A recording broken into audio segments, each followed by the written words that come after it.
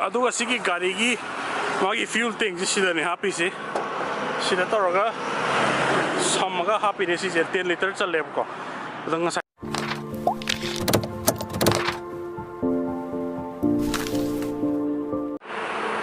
So people, Johnny here again. Asi dia akoi LEIKAI da laiye. Akoi LEIKAI ki ya mama ki keno ma laiba ko. Gari modification ki ma laiye. Ado ai tungda lai se jeep macha se asi review to jarake. Yam nungai ke to vlog ni ai habe test drive ka to ge si ki jeep macha se. Kamai sa ge ko le adagi maning da bike khaju lai tungda lai se Avenger ne adagi sina kogi Ducati की naked bike तो और दूसरी type का सारे ने modification ने और तो तुमने ले इसी workshop ने अभी मतलब उन्हें कब से रखे मैं हम तुम्हारे तो वाले वीडियो से ये video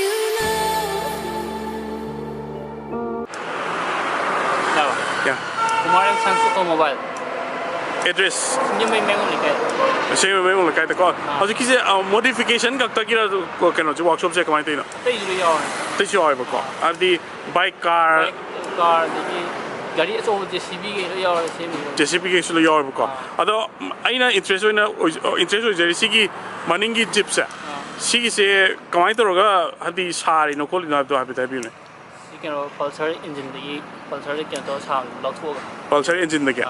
Okay. I do go my body, body, you don't know the first time. From a cookie starting it. Oh, Adi, you later Adi coming when a side.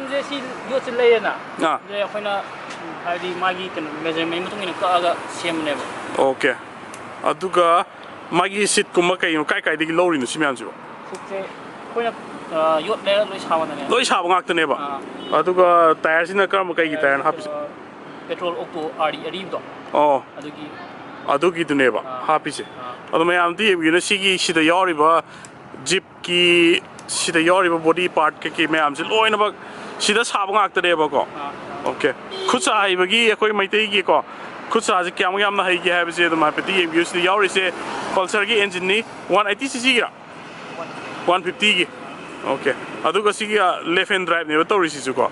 Abi akoi ki thaine ki aseng ma original lo. Moji left hand drive oidana. Adugi ne ba. Adu sige se mamang ni so ama ju sa gi ba mu ku red color ma. Ani sa re ma. Ani sa gre ba. Adu mi atop na saning e ko ni ha ga di. Order to sa ba. Order to sa ba ne ba ko. Okay. Phone number to dai bi ro mo ne. Phone number 7085981189. Okay. Adu ma'am सीगी workshop से content भी हो रहा phone number से तो सीधे यावज़र है असम नाकन तो याव रहेगा अदो मैम JCB के केसु लोई शायद दुका modification को मके की टोनिंग में ले रहा दी यानी सीगी जो दुकाती monster की स्टाइल है सारी से सी कई इंजन उसी से ना सी जो पल्सर ने बा ओके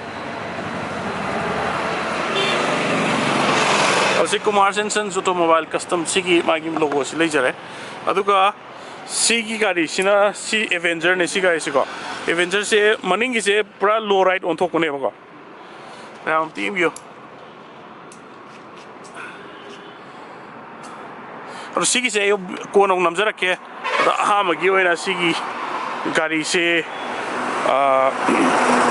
ꯁꯤꯒꯤ ꯃꯇꯥꯡꯗ ꯈꯤꯇꯪ ꯀꯩꯅꯣ ꯔꯤꯚ꯭ꯌꯨ ꯇꯧꯁꯦ ꯑꯩꯈꯣꯏꯒꯤ ꯕ꯭ꯔꯦꯆꯥꯟꯒꯁꯨ ꯌꯥꯎꯖꯔꯦ ꯃꯥꯏ ꯀꯩꯅꯣꯗꯣ ꯑꯩꯈꯣꯏꯒꯤ ꯁꯤꯡꯖꯪ ꯃꯆꯥꯗꯨ ꯌꯥꯎꯖꯔꯦ ꯁꯤ ꯂꯦꯐꯠ ꯍꯦꯟ ꯗ꯭ꯔꯥꯏꯚꯅꯦ ꯃꯣꯃꯣꯒꯤ ꯁ꯭ꯇꯤꯌꯔꯤꯡꯅꯦ ꯍꯥꯞꯄꯤꯁꯦ ꯁꯤꯒꯤꯁꯦ ꯒꯤꯌꯔꯔꯣ ꯒꯤꯌꯔꯅꯦꯕ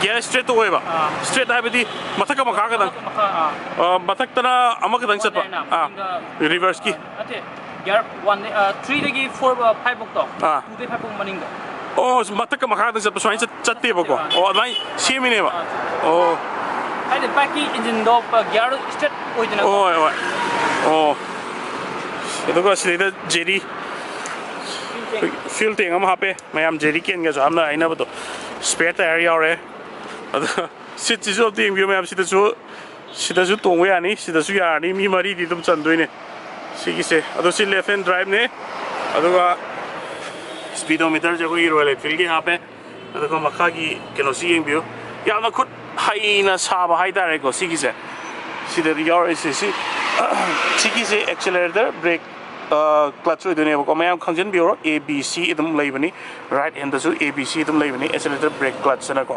ꯑꯗꯨꯝ ꯈꯪꯖꯤꯟꯕꯤꯌꯣ ꯍꯌꯦꯡꯋꯥꯏ ꯒꯥꯔꯤ ꯊꯧꯕ ꯇꯝꯕꯗꯁꯨ ꯑꯗꯣ ꯃꯌꯥꯝ ꯍꯥꯏꯐꯦꯠ ꯇꯦꯁ ꯗ꯭ꯔꯥꯏꯚ ꯇꯧꯊꯣꯛꯎꯁꯦ ꯀꯃꯥꯏ ꯇꯧꯒꯦꯅ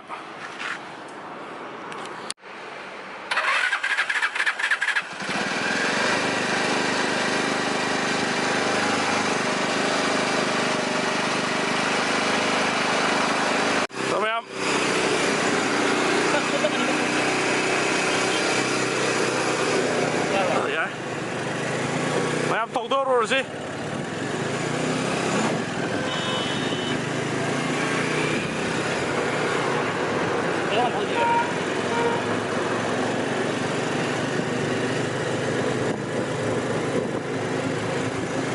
ꯁ꯭ꯄꯤꯠꯇꯤ ꯀꯌꯥꯐꯧ ꯊꯧꯕ ꯌꯥꯒꯦ ꯁꯤꯁꯦ ꯒꯥꯔꯤ ꯄꯤꯛꯄꯅꯤꯅ 40 ꯍꯥꯏꯕꯨ ꯌꯥꯅꯦꯕ ꯑꯣ ꯑꯗꯨꯝ ꯌꯥꯏ ꯑꯗꯨꯗꯤꯀꯣ ꯑꯣ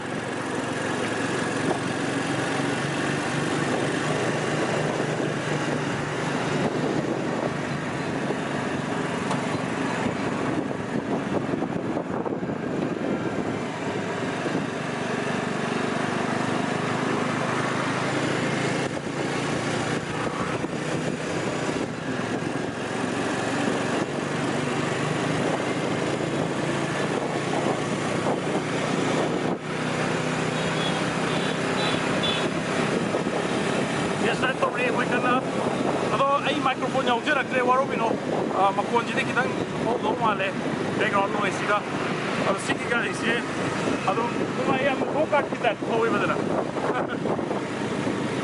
ꯑꯗꯣ ꯃꯌꯥꯝ ꯁꯤ ꯑꯣꯔꯗꯔ ꯇꯧꯕꯤꯅꯤꯡꯕ ꯂꯩꯔꯒꯗꯤ ꯁꯤꯁꯨ ꯑꯗꯨꯝ ꯆꯥꯕ ꯌꯥꯅꯤꯀꯣ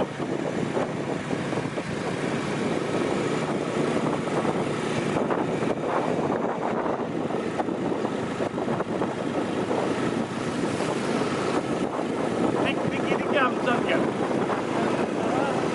10 ꯆꯠꯂꯦꯕ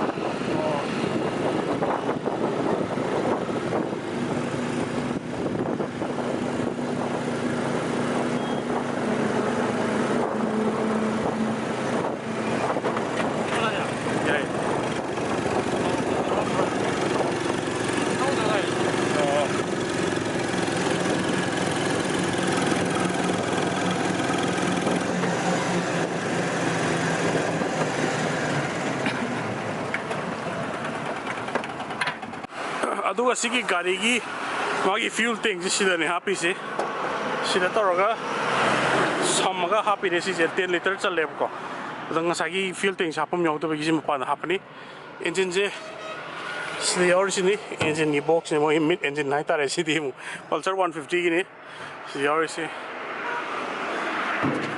ꯁꯨꯃꯥꯏꯅ ꯇꯧꯔꯒ ꯍꯥꯞꯄꯅꯤ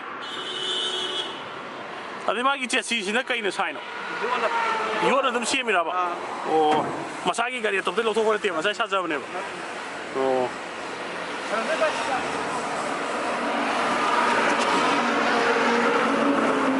ꯁꯥꯏꯂꯦꯟꯁꯔ ꯄꯥꯏꯞꯇꯨꯁꯨ ꯂꯩꯔꯦ ꯃꯌꯥꯝ ꯃꯅꯤꯡ ꯗꯤꯁꯄ꯭ꯂꯦ ꯑꯣꯏꯕ꯭ꯔꯣ ꯃꯅꯤꯡꯁꯦ ꯑꯣ ꯃꯌꯥꯝ ꯁꯤ ꯃꯅꯤꯡꯒꯤ ꯇꯥꯌꯔꯁꯤ ꯗꯤꯁꯛ ꯕ꯭ꯔꯦꯛꯅꯦ ꯍꯥꯞꯄꯤꯁꯦ ꯌꯦꯡꯒꯦ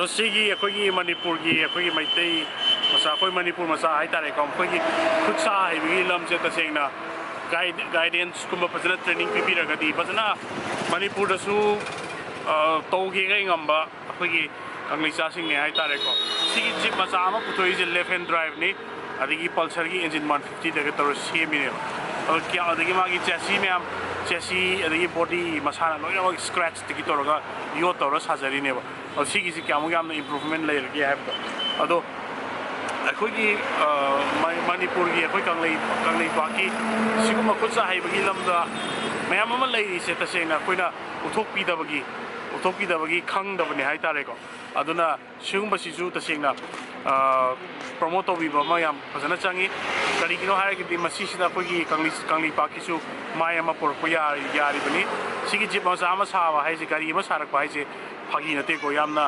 ꯃꯥꯒꯤ ꯌꯥꯝꯅ ꯕꯦꯛꯒ꯭ꯔꯥꯎꯟ ꯑꯃ ꯂꯩꯕ ꯑꯃ ꯆꯪꯉꯤ ꯏꯟꯖꯤꯅꯤꯌꯥꯔꯤꯡ ꯃꯤꯒꯤ ꯑꯁꯣꯝ ꯅꯥꯀꯟꯗꯗꯤ ꯏꯟꯖꯤꯅꯤꯌꯥꯔꯤꯡꯒ ꯇꯧꯅꯗꯅꯀꯣ ꯌꯥꯝ ꯇꯧꯅꯔꯤꯅꯤ ꯑꯣꯇꯣꯃꯣꯕꯥꯏꯜ ꯏꯟꯖꯤꯅꯤꯌꯥꯔꯤꯡꯒ ꯌꯥꯝ ꯇꯧꯅꯔꯤꯅꯤ ꯑꯩꯈꯣꯏ ꯁꯤꯗꯗꯤ ꯃꯁꯥꯒꯤ ꯄꯤꯊꯣꯛꯆꯔꯛꯄ ꯑꯃ ꯌꯥꯎꯔꯤꯅꯦꯕ ꯁꯤꯗꯩꯗ ꯇꯧꯔꯤꯁꯦ ꯃꯌꯥꯝ ꯁꯤꯃꯨꯛ ꯌꯦꯡꯕꯤꯌꯨ ꯁꯤ ꯑꯩꯈꯣꯏꯒꯤ ꯑꯦꯚꯦꯟꯖꯔꯅꯦ ꯁꯤꯁꯦ ꯑꯗꯣ ꯑꯦꯚꯦꯟꯖꯔꯁꯤꯗ ꯉꯁꯥꯏꯒꯤ ꯃꯃꯥꯡꯒꯤ ꯇꯥꯌꯔꯁꯦ ꯏꯟꯆ ꯀꯌꯥꯅꯣ ꯁꯤꯗ ꯍꯥꯞꯄꯤꯁꯦ 19ꯅꯦꯕꯀꯣ 19 ꯏꯟꯆ ꯍꯥꯞꯄꯦ ꯃꯅꯤꯡꯒꯤꯁꯤꯗꯅ ꯀꯌꯥ ꯑꯣꯏꯕ 15 ꯃꯅꯤꯡꯒꯤꯁꯤꯗꯅ 15 ꯏꯟꯆꯅꯦ ꯕ꯭ꯔꯣꯗ ꯇꯥꯌꯔꯅꯦ ꯍꯥꯞꯄꯤꯁꯦ ꯁꯤ ꯑꯝꯇ ꯌꯦꯡꯕꯤꯌꯨ ꯃꯌꯥꯝ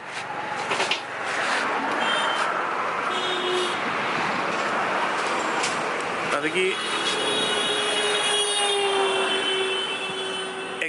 ꯑꯦꯛꯖꯣꯁꯁꯤꯅ SC ꯄ꯭ꯔꯣꯖꯦꯛꯀꯤ ꯑꯩꯈꯣꯏꯒꯤ ꯁ꯭ꯂꯤꯞ ꯑꯣꯟ ꯑꯦꯛꯖꯣꯁꯅꯦ ꯀꯩꯅꯣ ꯔꯦꯄ꯭ꯂꯤꯀꯥꯅꯦꯀꯣ ꯁꯤ ꯑꯣꯔꯤꯖꯤꯅꯦꯜ ꯅꯠꯇꯦ ꯑꯗ ꯃꯥꯒꯤ ꯁꯤꯗꯩꯗ ꯑꯩꯈꯣꯏꯒꯤ ꯁꯤꯒꯤ ꯀꯩꯅꯣꯁꯤ ꯌꯦꯠꯂꯦ ꯑꯩꯈꯣꯏꯒꯤ ꯔꯦꯞꯁꯨ ꯇꯧꯔꯦ ꯁꯤꯒꯤꯁꯦ ꯑꯩꯈꯣꯏꯒꯤ ꯍꯤꯠꯇ ꯈꯤꯇꯪꯗꯁꯨ ꯑꯦꯕꯖꯣꯔꯕ ꯇꯧꯅꯕꯒꯤ ꯋꯥꯅꯦ ꯑꯗ ꯏꯟꯖꯤꯟꯗꯤ ꯕꯖꯥꯖꯀꯤ DTSI ꯑꯩꯈꯣꯏꯒꯤ ꯑꯦꯚꯦꯟꯖꯔꯒꯤ ꯏꯟꯖꯤꯟꯅꯦ ꯑꯗꯨꯒ ꯁꯤꯒꯤꯁꯤꯁꯨ ꯃꯥꯒꯤ ꯐ꯭ꯌꯨꯜ ꯇꯦꯡꯁꯤꯁꯤ ꯃꯁꯥꯒꯤ ꯑꯗꯨꯝ ꯁꯤ ꯑꯗꯨꯝ ꯑꯣꯏꯖꯔꯦ ꯑꯗꯨꯒ ꯑꯦꯚꯦꯟꯖꯔ ꯁꯤꯗ ꯊꯥꯔꯤꯁꯦ ꯁꯤꯒꯤ ꯍꯦꯟꯗꯜꯁꯤꯁꯨ ꯃꯁꯥꯒꯤ ꯅꯠꯇ꯭ꯔꯣ ꯑꯇꯣꯞꯄꯔꯥ ꯑꯣ ꯑꯗꯣ ꯁꯤꯒꯤ ꯍꯦꯟꯗꯜ ꯕꯥꯔꯁꯤ ꯁꯤ ꯋꯥꯏꯠ ꯑꯦꯡꯒꯜ ꯑꯩꯈꯣꯏꯒꯤ ꯋꯥꯏꯠ ꯑꯣꯏꯕ ꯑꯦꯛꯁꯇ꯭ꯔꯥ ꯋꯥꯏꯠ ꯑꯣꯏꯕ ꯁꯤ ꯍꯦꯟꯗꯜ ꯕꯥꯔꯅꯤ ꯃꯁꯥꯒꯤ ꯍꯥꯞꯄꯤ ꯁꯤꯗ ꯕꯥꯔ ꯑꯦꯟ ꯃꯤꯔꯔ ꯍꯥꯞꯄꯦ ꯑꯗꯨꯒ ꯍꯥꯏꯐꯦꯠꯇ ꯌꯦꯡꯕꯤꯌꯨꯅꯦ ꯌꯥꯝꯅ ꯗꯤꯖꯥꯏꯟꯁꯦꯀꯣ ꯑꯗꯨꯒ ꯀꯁꯇꯝ ꯍꯦꯗꯂꯥꯏꯠ ꯑꯩꯈꯣꯏꯒꯤ HD ꯍꯦꯗꯂꯥꯏꯠ ꯀꯩꯁꯨ ꯍꯥꯏꯕ ꯍꯥꯔꯂꯤ ꯗꯦꯚꯤꯗꯁꯟꯒꯤ ꯍꯦꯗꯂꯥꯏꯠ ꯀꯩꯗꯣ ꯍꯥꯏꯕ ꯑꯗꯨꯗꯨꯅꯦ ꯍꯥꯞꯄꯤꯁꯦ ꯁ꯭ꯄꯣꯛꯁꯤꯗꯤ ꯐꯖꯔꯦ ꯑꯩꯈꯣꯏꯒꯤ ꯄꯜꯁꯔꯤ ꯔꯣꯌꯦꯜ ꯑꯦꯟꯐꯤꯜꯒꯤ ꯂꯥꯛꯄꯗꯨꯅꯦ ꯁꯤ ꯌꯥꯎꯔꯤꯁꯦ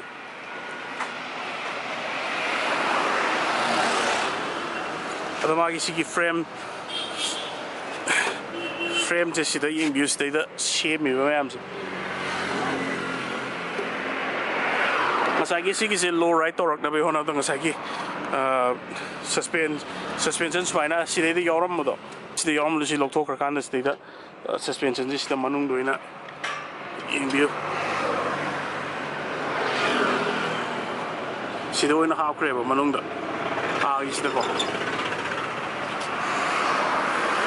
ꯑꯗꯣ ꯗꯤꯁꯛ ꯕ꯭ꯔꯦꯛꯁꯦ ꯃꯁꯥꯒꯤꯗꯤ ꯌꯥꯎꯖꯗꯗꯥꯏꯅꯦ ꯍꯥꯞꯆꯜꯂꯤꯅꯦꯕꯀꯣ ꯁꯤ ꯗꯤꯁꯛ ꯕ꯭ꯔꯦꯛꯁꯦ ꯁꯤ ꯃꯅꯤꯡꯒꯤ ꯗꯤꯁꯛ ꯕ꯭ꯔꯦꯛꯁꯦ ꯍꯥꯞꯄꯤꯅꯦ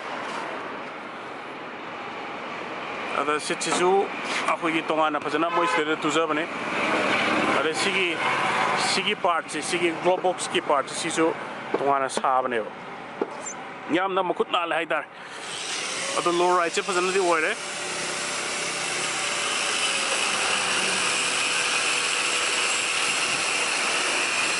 ꯑꯗꯣ ꯃꯌꯥꯝ ꯁꯨꯃꯥꯏꯅ ꯀꯁꯇꯃꯥꯏꯖ ꯇꯧꯕꯤꯅꯤꯡꯕ ꯂꯩꯔꯒꯗꯤ ꯑꯗꯨꯝ ꯂꯥꯛꯄꯤꯌꯨ ꯌꯥꯅꯤ ꯒꯥꯔꯤꯁꯦ ꯄꯨꯔꯥ ꯂꯨꯛ ꯑꯃ ꯑꯅꯧꯕ ꯑꯃ ꯍꯣꯡꯇꯣꯛꯑꯦ ꯍꯥꯏꯇꯥꯔꯦ ꯑꯗꯣ ꯁꯤꯒꯤ ꯖꯒꯥꯁꯤꯅꯤ ꯃꯌꯥꯝ ꯁꯤꯗ ꯂꯥꯛꯄꯤꯌꯨ ꯑꯩꯅ ꯂꯩꯔꯤꯁꯦ ꯁꯤꯡꯖꯃꯩ ꯃꯌꯦꯡꯕꯝ ꯂꯩꯀꯥꯏ ꯑꯩꯈꯣꯏ ꯂꯩꯀꯥꯏꯅꯤ ꯑꯩꯈꯣꯏ ꯂꯩꯀꯥꯏꯒꯤ ꯑꯁꯤꯗ ꯂꯩꯔꯤꯁꯦ ꯋꯥꯏꯈꯣꯝ ꯂꯩꯀꯥꯏꯒꯤ ꯂꯩꯔꯛꯇꯨꯅꯤ ꯑꯗꯨꯒ ꯁꯤꯒꯤꯁꯤ ꯃꯄꯥꯁꯤꯗꯅ ꯑꯩꯈꯣꯏꯒꯤ ꯑꯁꯤꯒꯤ ꯕ꯭ꯔꯥꯎꯟ ꯀꯂꯔꯒꯤ ꯌꯨꯝ ꯑꯃ ꯂꯩꯔꯤꯁꯦ ꯅꯦꯛꯁꯇ ꯕ꯭ꯂꯦꯛꯀꯤ ꯕꯤꯜꯗꯤꯡ ꯑꯃ ꯂꯩꯔꯤꯁꯦ ꯑꯁꯤ ꯍꯦꯛ ꯃꯊꯪꯗ NRLꯒꯤ ꯑꯣꯏꯜ ꯄꯝ ꯂꯩꯕꯗꯨꯅꯤ ꯑꯩꯈꯣꯏ ꯌꯨꯝꯗꯨꯅ ꯑꯁꯤꯒꯤ NRL ꯑꯣꯏꯜ ꯄꯝ ꯃꯅꯥꯛꯇꯅꯤ ꯑꯗꯣ ꯁꯤꯒꯤ ꯂꯦꯟꯃꯥꯔꯛꯁꯦ ꯁꯤꯒꯤ ꯃꯄꯥꯗꯅꯤ ꯂꯩꯔꯤꯁꯦ ꯑꯩ ꯐꯣꯟ ꯅꯝꯕꯔ ꯀꯩꯀꯩ ꯍꯥꯞꯆꯔꯛꯀꯦ ꯃꯌꯥꯝ